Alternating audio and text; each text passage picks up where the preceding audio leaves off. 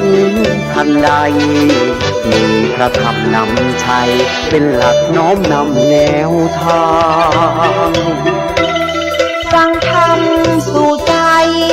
ให้รู้ปล่อยรู้วางกระจ่างทางสุขสันต์รู้เท้าวัวทันใจเป็นสุขทุกคืนวันยังสร้างสวรรค์เพราะมีธรรมนำใจ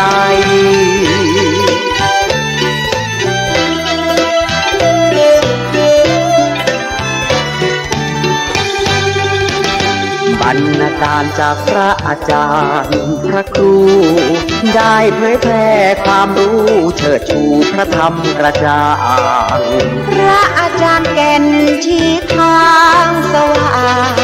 ช่วยแนะนำแนวทางสว่างสงบร่มเย็นเชิญท่านมาฟังให้หายเศร้าโศกลำเค็ญร่มเย็นเพราะธรรมนำทางได้ข้อคิดแห่งพินิจพบแสงสว่างพระธรรมนำทางและพระธรรมนำใจ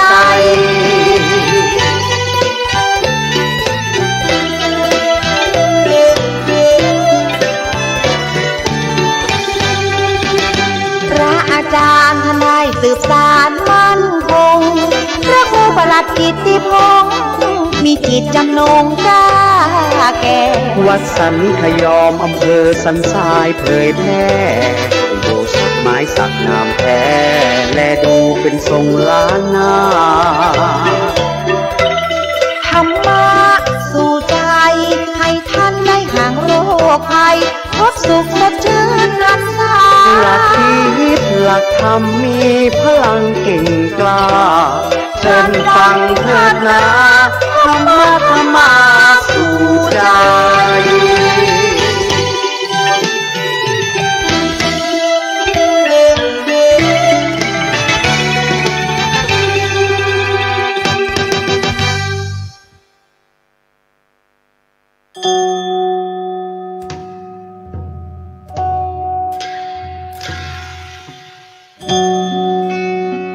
ขอนอบน้อ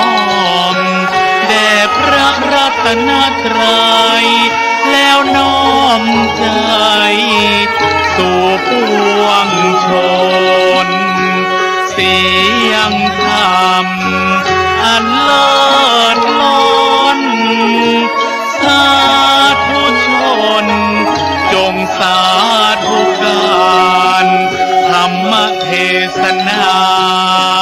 ชาดกตำนานเรื่องเล่าขานสาระอันดีธรรมะสู่ใจรายการนี้ทุกบทตอนมีศีลธรรมนำใจพระครูประหลัดกิตติพงษ์กิตติโสภโนท่านเล่าขานไทยทุกทิศทั่วทั่วไทยได้ยินไปให้ยินดีเจริญธรรมทั่วธรณีเจริญดีทั่วถึงกันพระพุทธศาสตร์และวัฒนธรรมอันวิเศษสันนิรันดรเถิดสาธุสาธุ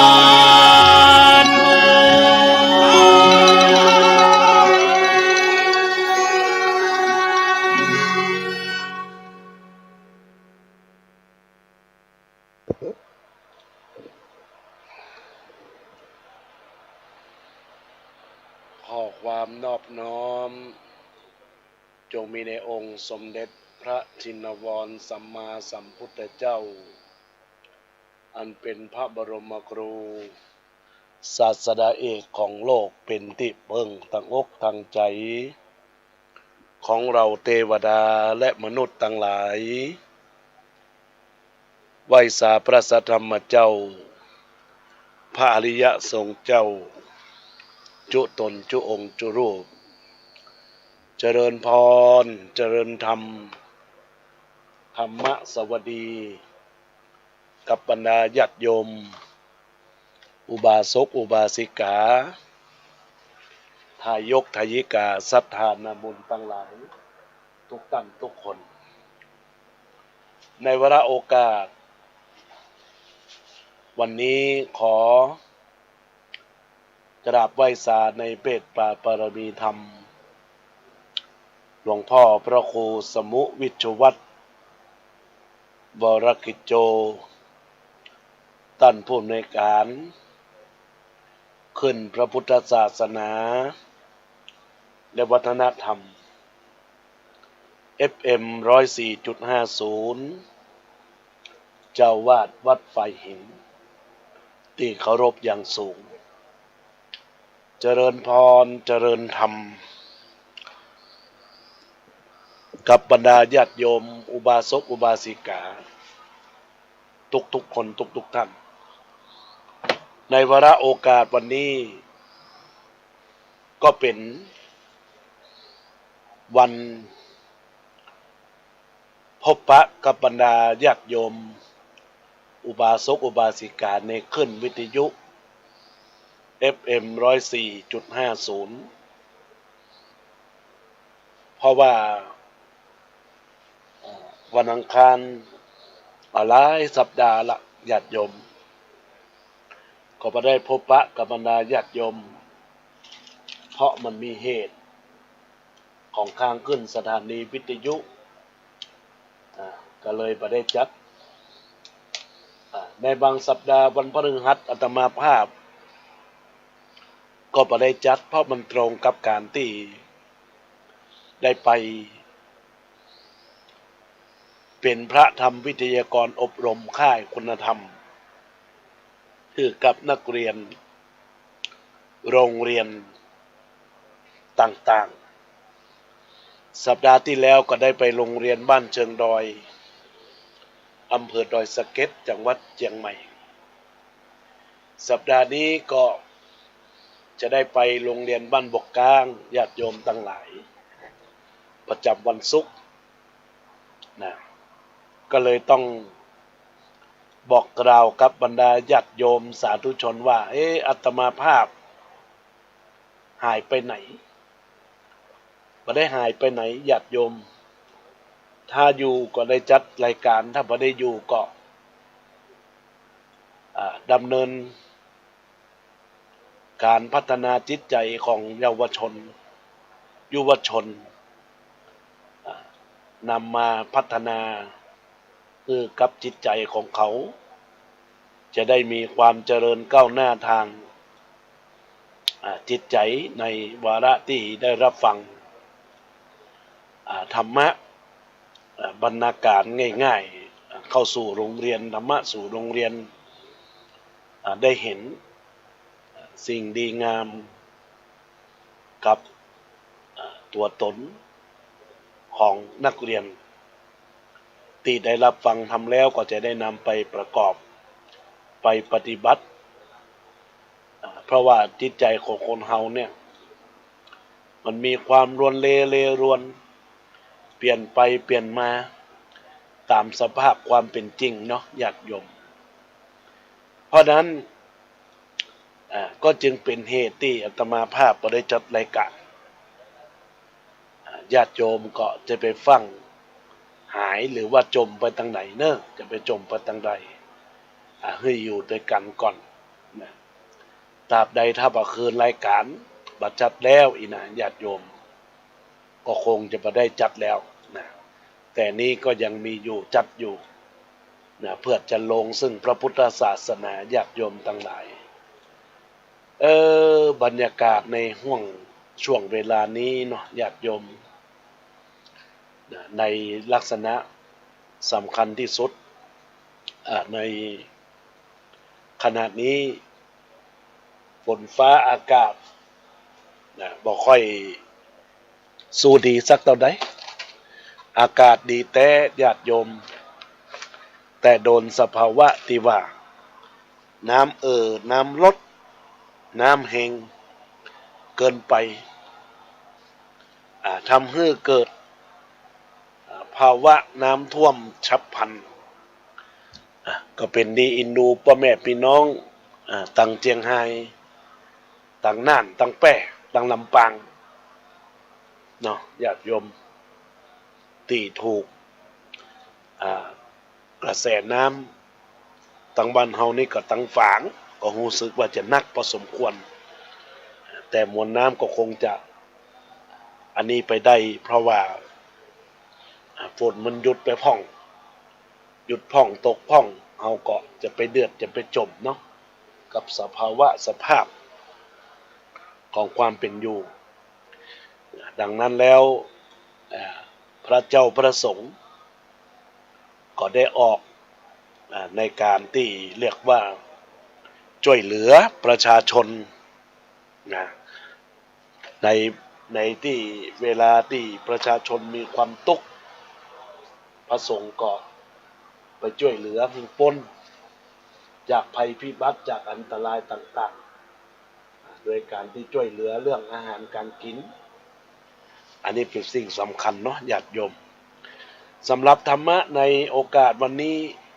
อาตมาภาพก็จะได้หยิบยกในธรรมะของนักปราชญ์ราชเมธีที่ท่านได้เป็นผู้ตัดเป็นผู้สั่งเป็นผู้สอนกลไกหลักธรรมมาจากคำสอนแห่งองค์สมเด็จพระชินวรสัมมาสัมพุทธเจ้าเพื่อนำมาเป็นที่ชี้แนะแนวทางในส่วนของตนเองวันนี้จะได้ในหัวข้อเกี่ยวข้องกับชีวิตของคนเฮาว่าเฮาจะต้องเลือกในทางที่ดีในทางคิดดีนั่นก็คือลักษณะของการเป็นมนุษย์การเป็นคนจะต้องมีสิ่งที่นึกคิดเนาะสิ่งที่นึกคิดก็คือด้านของความคิดเนาะญาติโยมบางคนก็มีความคิดที่อยากจะได้อันนั้นอยากจะได้อันนี้เป็นไปเป็นอยู่บางคนก็อยากจะได้วิถีแนวทางการปฏิบัติของชีวิตของคนที่จะมาบังเกิดในหัวอกหัวใจของเราท่านทั้งหลายบางคนก็มีความคิดที่บ่อยากได้หยังก็อยู่ที่ใครของมันที่จะคิดนะญาติโยมแต่ความคิดในทางนี้ก็เรียกว่าอยู่คนเดียวระวังความคิดอยู่ร่วมมิตรระวังวาจาเมื่อมาคิดดูแล้วญาติโยมภาษิตที่ได้กล่าวนี้ก็สมกับที่นักปราชญ์ท่านกล่าวว่าเพราะธรรมดาคนเราเนี่ยขณะที่อยู่บ่ได้เฉยๆบ่มีการมามีงานอันหยังทำอันหยังเรื่องอันหยังอยู่ว่างๆอยู่บ่ได้ก็มักจะมีอารมณ์ชนิดหนึ่งที่เกิดขึ้นบางทีก็เป็นอารมณ์เก่าที่คิดไว้นานมาแล้วเก็บมาคิดใหม่ว่าเคยกินเคยแอวอย่างนั้นอย่างนี้บางทีก็เป็นอารมณ์ใหม่ที่เกิดขึ้นในขณะนั้นบางคนก็คิดฟุ้งซ่านไปตามธรรมดาของคนที่มีเวลาเหลือความนึกคิดอันนี้แหละญาติโยมทั้งหลายมีความสำคัญยิ่งนักถ้านึกคิดไปในทางที่ดีก็ดีไปเช่นคิดถึงพระพุทธรูป โทษคิดถึงพระพุทธคุณพระธรรมคุณพระสังฆคุณอย่างนี้ก็ทำให้จิตใจสงบอยากจะทำดีอยากจะทำดีอย่างพระพุทธเจ้าทำตามคำสอนของพระพุทธเจ้าประพฤติปฏิบัติตามเรื่องอย่างพระสงฆ์แต่ถ้านึกคิดไปในทางที่บดีก็จะทำให้เดือดร้อนวุ่นวายในใจได้เหมือนกันหมดญาติโยมเช่นนึกถึงเรื่องที่ชวนให้ฟังนึกถึงเรื่องที่ชวนให้ฮักชวนให้โกรธเหล่านี้ก็เป็นไปตามการทำลายความสงบของจิตใจและฉะนั้นการนึกการคิดนี้จึงเป็นของสำคัญโดยเฉพาะคนที่อยู่คนเดียวมักจะส่งความคิดฟุ้งไปได้มากกว่าคนที่อยู่ร่วมคณะบางทีนึกคิดไปในสิ่งที่ตัวเองมีบ่ได้เป็นบ่ได้อยากจะทำสิ่งนั้นอยากจะอู้ในสิ่งนี้ถ้ามีอย่างนั้นแล้วจะทำอย่างนี้เป็นต้นลักษณะเช่นนี้เรียกว่าสร้างวิมานบนอากาศบางทีวิมานที่สร้างไว้นั้นพังทลายลงทำเอาผู้สร้างเสียอกเสียใจกินบ่ได้นอนบ่หลับไปก็มีเรื่องนี้ในหลักทางพุทธศาสนาพระพุทธองค์เคยตรัสสอนพุทธบริษัทสี่ไว้ว่าเยจิตตังสัญญะเมสันติโมกขันติมาระพันธนาชนเหล่าใดจักสำรวมระวังจิตบอกคิดไปเรื่อยเปื่อยญาติโยมทั้งหลายชนเหล่านี้ก็จักพ้นจากบ่วงแห่งมารบ่วงแห่งมารนั้นก็คืออันหยังบ่วงแห่งมารนั้นก็คือรูปที่งามเสียงที่ไพเราะกลิ่นที่หอมรสอันเป็นที่พอใจการถูกต้องสัมผัสที่อ่อนนุ่มละมุนละไมและอาการฝันหวานที่ส่งอารมณ์ไปเรื่อยเปื่อยการที่เรียกว่ามานั้นก็คือเพราะเป็นสภาพที่ล้างผลาญคุณงามความดีถ้าหากเฮาปล่อยจิตปล่อยใจไปคือตกไปอยู่ในอารมณ์ที่น่าปรารถนาในสิ่งเหล่านั้นชนิดทอนตัวบ่ขึ้นย่อมทำให้เสียคนไปได้ผู้ที่ปรารถนาจะให้พ้นจากทางนี้แล้วจึงต้องระวังจิตสำรวมจิตความนึกคิดให้อยู่ในระดับที่ดีคือบ่คิดเห่อเหิมทะเยอทะยานฟุ้งเฟ้อไปตามความปรารถนาหรือสิ่งแวดล้อมที่มายั่วยึมายั่วยวนให้ญาติโยมเกี่ยวกับเรื่องความคิดหรือว่าความฝันวันนี้มีเรื่องเล่าไว้ในธรรมบทอยู่เรื่องหนึ่งจะได้นำมาเล่าสู่กันฟังหวังว่าคนคงจะเป็นประโยชน์พ่องเรื่องนี้เป็นเรื่องพระภิกษุหนุ่มรูปหนึ่งของเจ้าวัตถีในเมืองเวสาลีในเมืองเวสาลีนี้มีการปกครองแบบสมบูรณ์ยนาสิทธิราชมีพระเจ้าแผ่นดินเป็นประมุขผลัดเปลี่ยนกันครองราชย์ตามประเพณีมีเจ้าชายองค์หนึ่งพระนามว่าวัชชีบุตรพอได้รับราชสมบัติก็สละราชสมบัติออกบวชเมื่อออกบวชแล้วก็สมาทานธุดงค์ถือการอยู่ป่าเป็นวัดท่านจึงเข้าไปสู่ลาวป่าแห่งหนึ่งใกล้ๆกับเมืองเวสาลีนั้นขณะนั้นในเมื่อเมืองเวสาลีมีการเล่นมหรสพประจำปีมีการแสดงร้องรำทำเพลงกันจนถึง2 ยาม 3 ยามเหมือนกับเชียงใหม่เฮามีงานฤดูหนาวประจำปีอย่างนั้นญาติโยมพอตกนึกค่อนคืนมาเสียงดนตรีปีครุยพินปาก กองตีเขาประโคมกันตีเขาบรรเลงกันในงานตลอดถึงเสียงเพลงที่เขาร้องก็ดังมาตามสายลมวันนั้นเป็นวันพระจันทร์เต็มดวงทอแสงส่องสว่างอันนวลใหญ่มายังพื้นโลกดอกโกมุตก็จะถึงเวลาบานในวันนั้น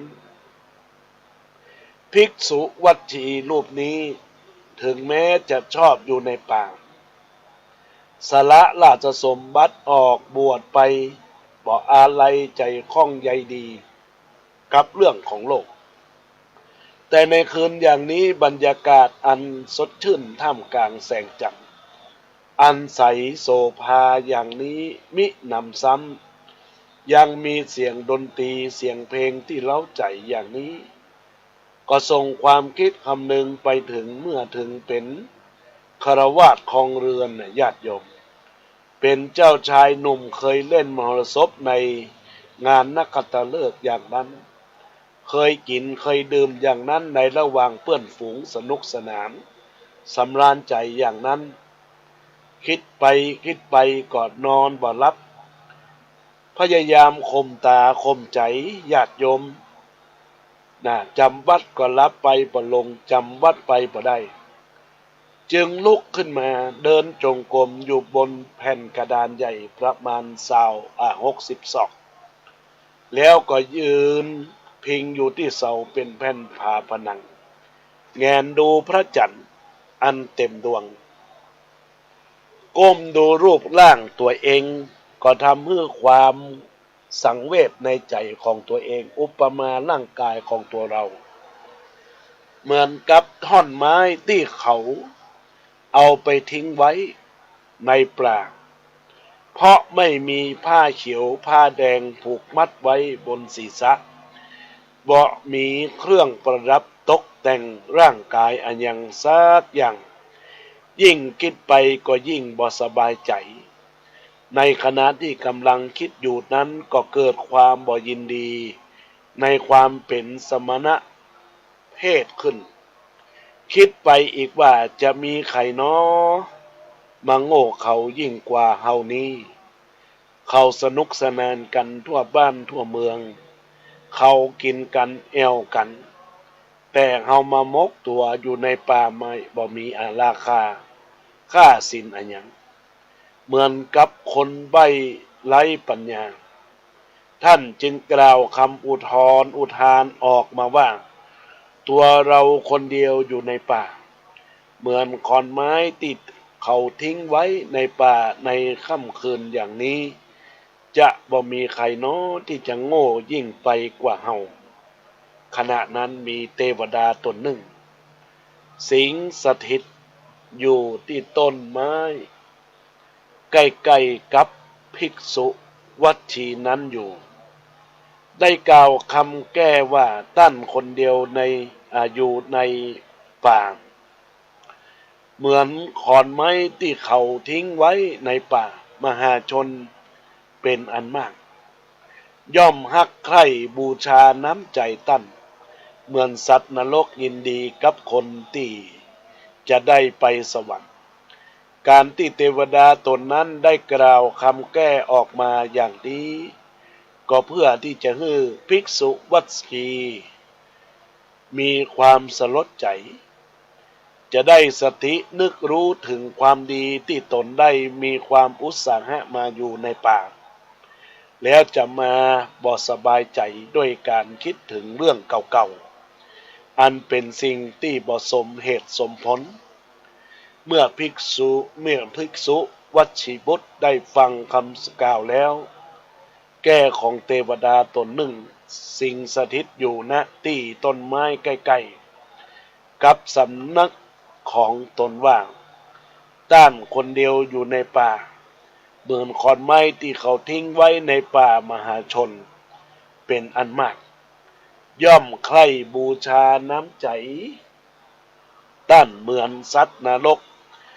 มีความยินดีกับคนที่จะไปสวรรค์ชั้นนั้นเมื่อเป็นภิกษุวัดชีบุตรได้ฟังเกาะ บ่ค่อยสบายใจเท่าใดนะมีความบ่สบายใจสักเท่าใดจึงเข้าไปเฝ้าพระพุทธเจ้าซึ่งขณะนั้นพระพุทธองค์ทรงประทับอยู่ในป่ามหาวันนะป่ามหาวัน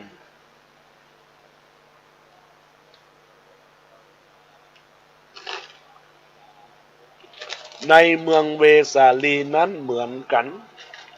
ได้กราบทูลเล่าเรื่องความในใจ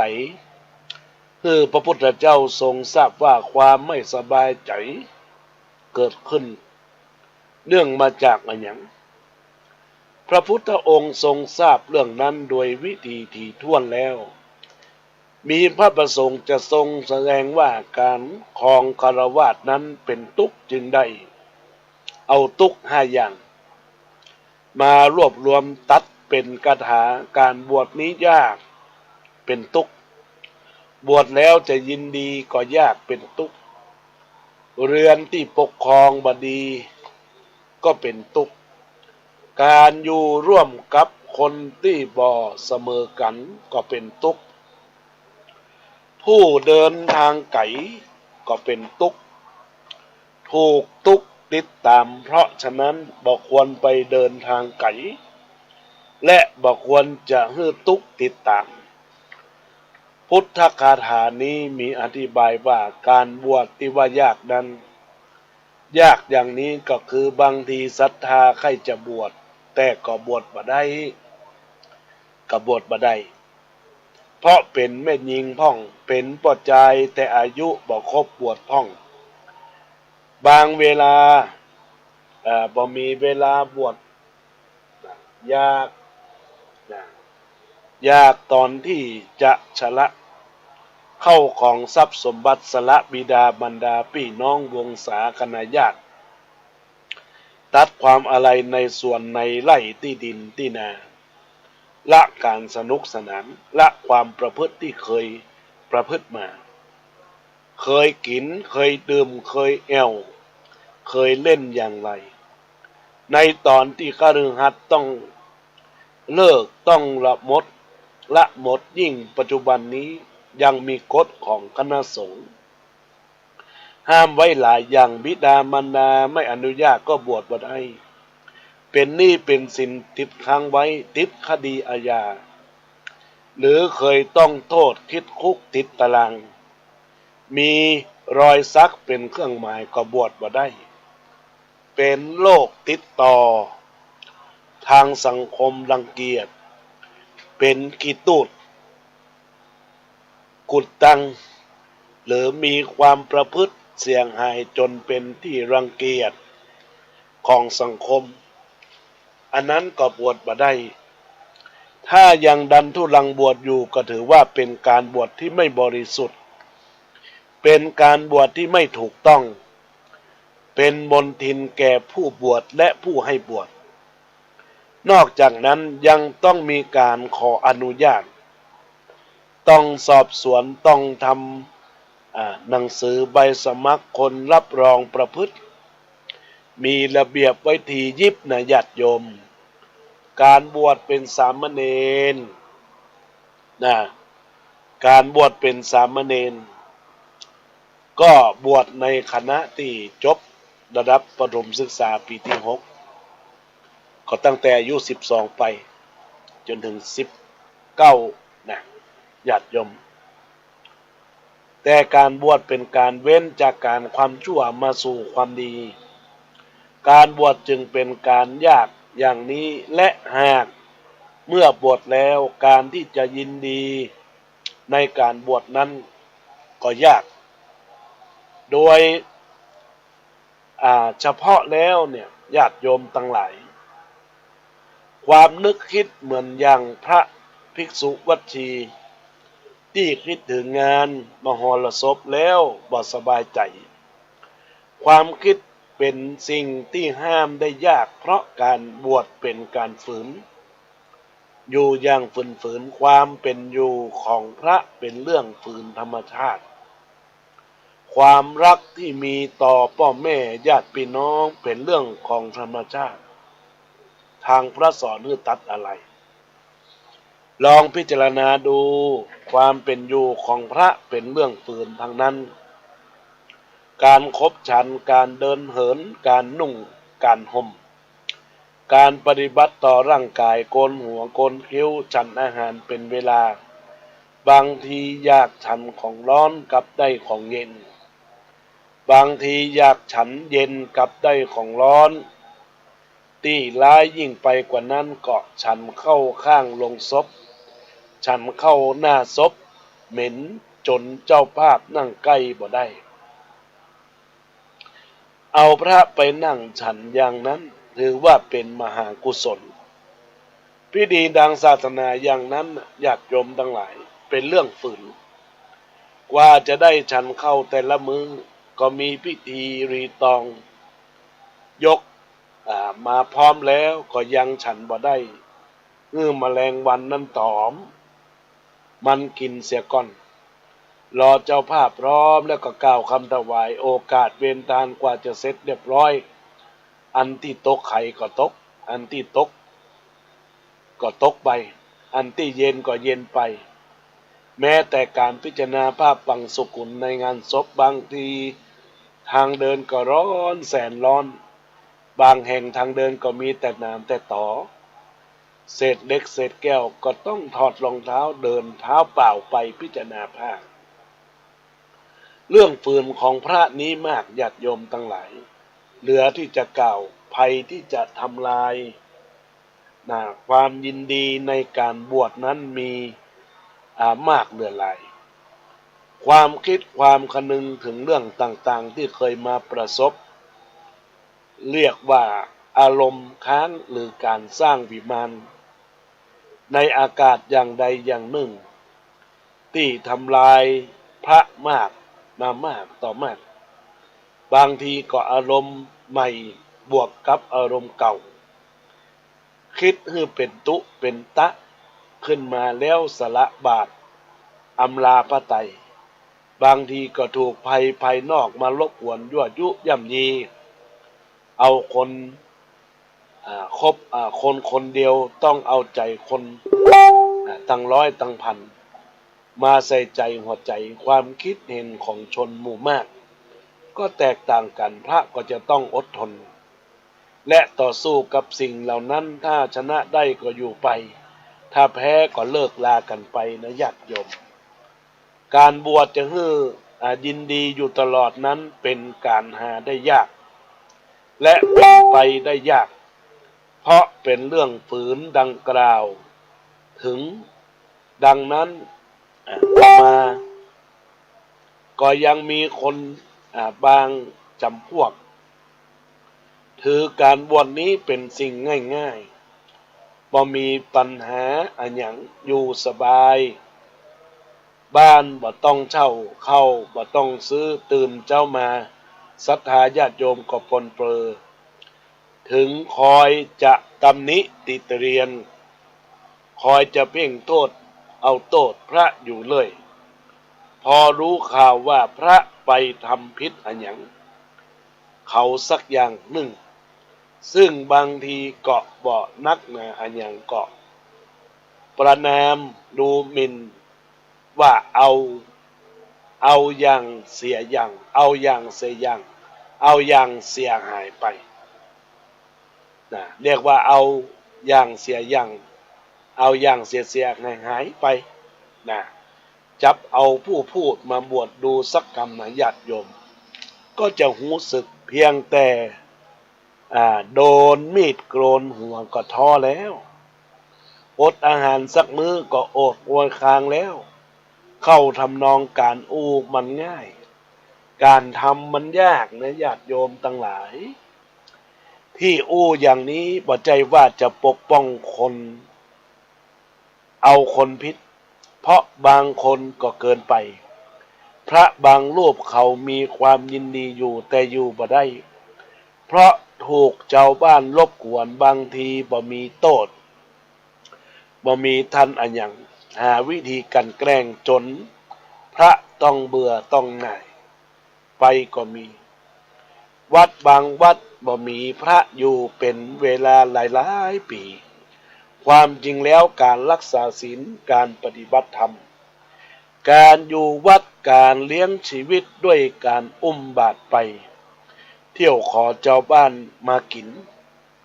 เป็นการหายากเพียงใดถ้าคนไหนได้ไปคุกคีอยู่กับพระหรือเคยไปใจชีวิตพระมาแล้วจะดูดีแล้วก็รู้ดีว่าบวชแล้วยินดีง่ายหรือยากนะญาติโยมชีวิตความเป็นพระใครหาว่าเป็นชีวิตที่อยู่ง่ายกินง่าย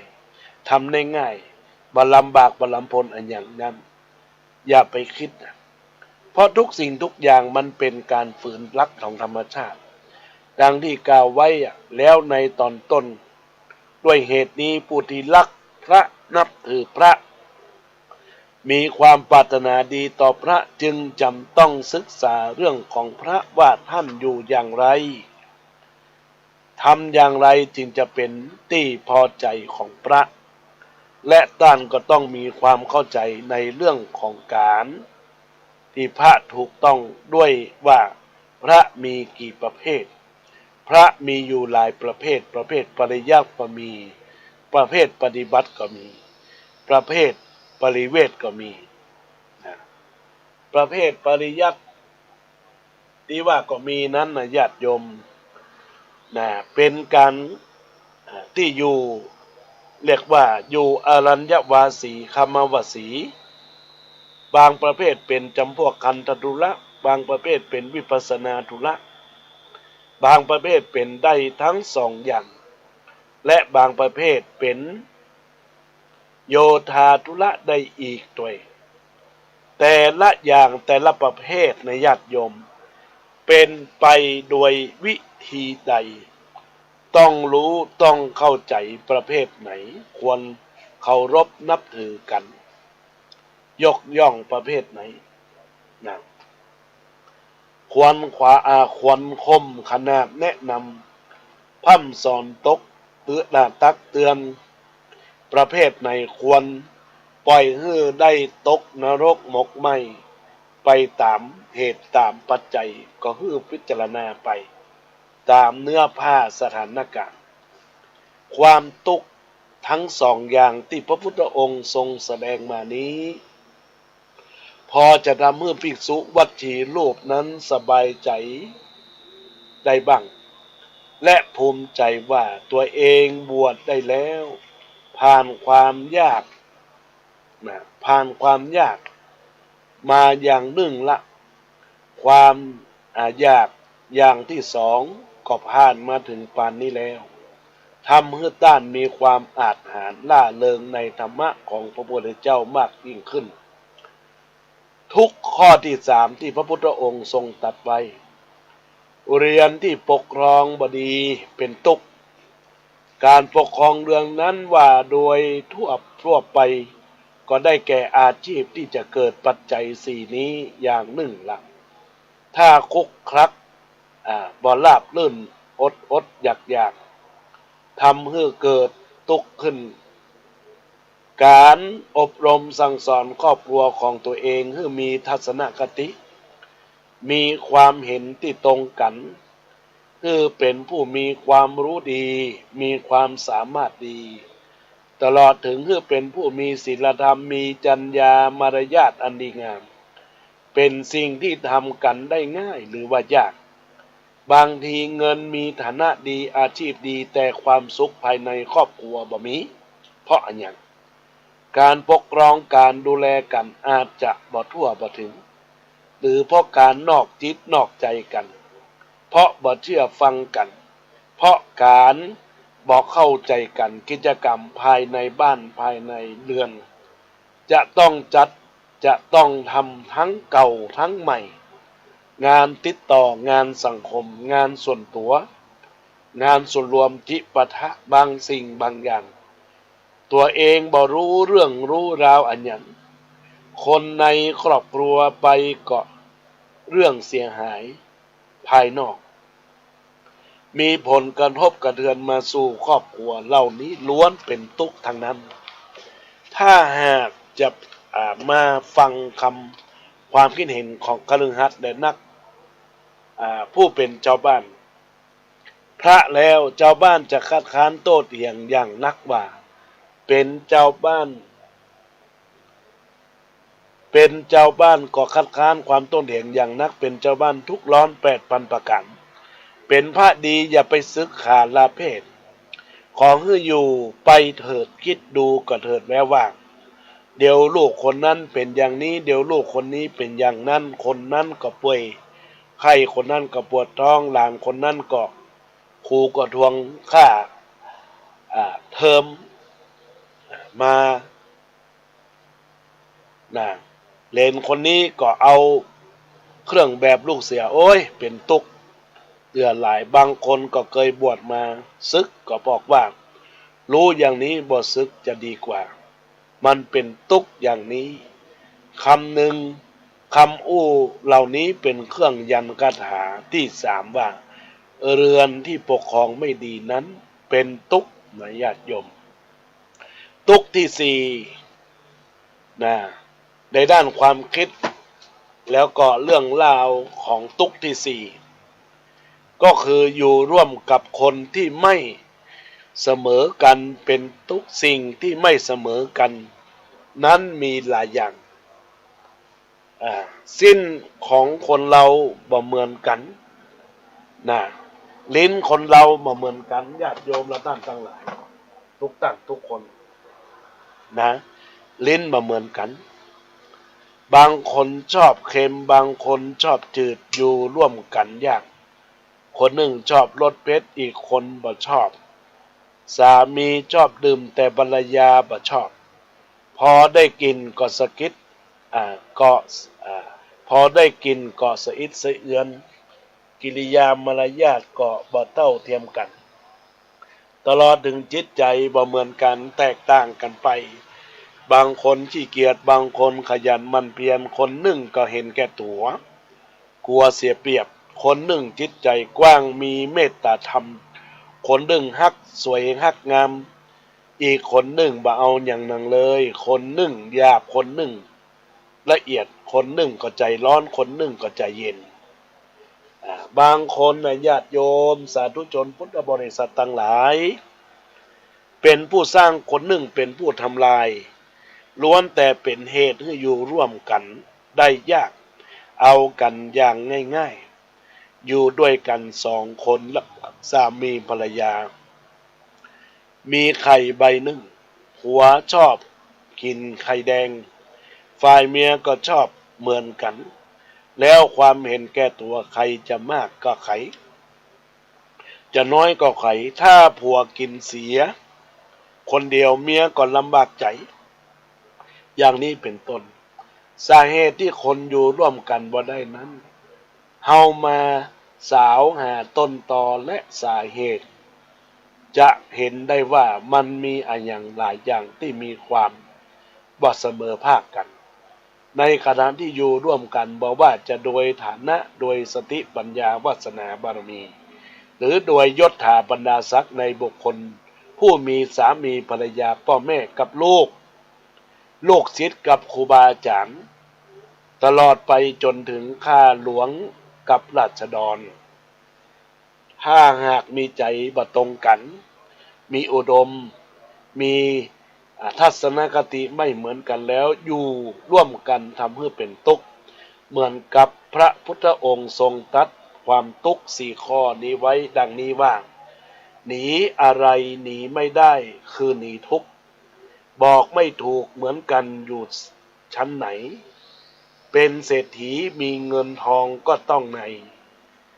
หลีกไม่ได้เพราะทุกนี้มีกับเราเป็นคนยากจนแค่ไหนหนีไม่พ้นต้องทุกข์ทนอยู่ล่ำไปทั้งใหม่เก่าเป็นพระเน้นเท้นทีมีไม่เบาและเขาเล่าจะหนีได้ไม่มีทางรู้แล้วว่าทุกข์คือทุกข์สุขคือสุขจำต้องชุกคิดให้ดีสิ่งที่หวังแก้ให้ถูกลักษณะควรระวังรีบสร้างสรรค์ทางดีสุขมีสุขอันนี้ก็ขอฝากกับบรรดาศรัทธาญาติโยม สาธุชนพุทธบริษัททั้งหลายทุกท่านทุกคนที่ได้สดับรับฟังในการที่อาตมาภาพได้ขยายความแสดงธรรมไปเป็นที่เรียบร้อยนะญาติโยมสาธุชนพุทธบริษัททั้งหลายก็เป็นเวลาโอกาสที่จะได้ทักทายพ่อแม่พี่น้องศรัทธาสาธุชนพุทธบริษัททั้งหลายทุกท่านทุกคนที่ได้รับฟังรายการธรรมะยามบ่ายโมงโอกาสนี้ก็ขออนุโมทนาขอบคุณกับกุศลเจตนากับคณะศรัทธาญาติโยมอุบาสกอุบาสิกาทุกคนทุกท่านได้มาพบกันในโอกาสนี้เป็นบุญกุศลกับทุกคนทุกท่าน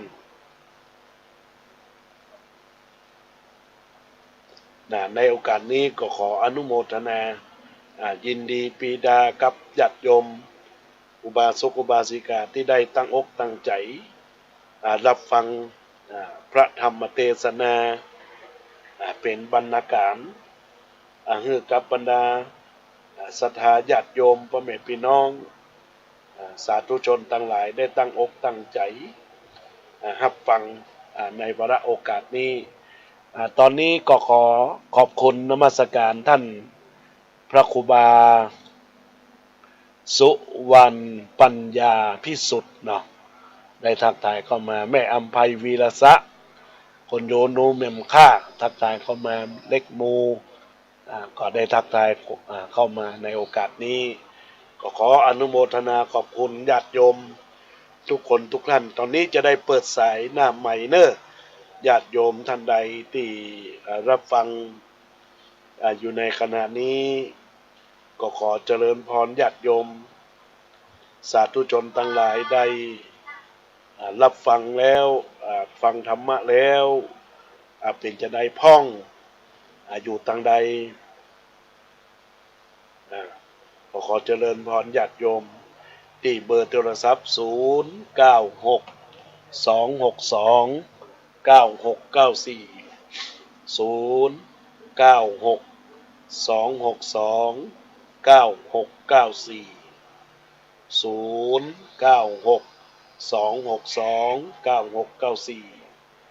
ได้ตักได้ตายเข้ามาเนื้อญาติโยม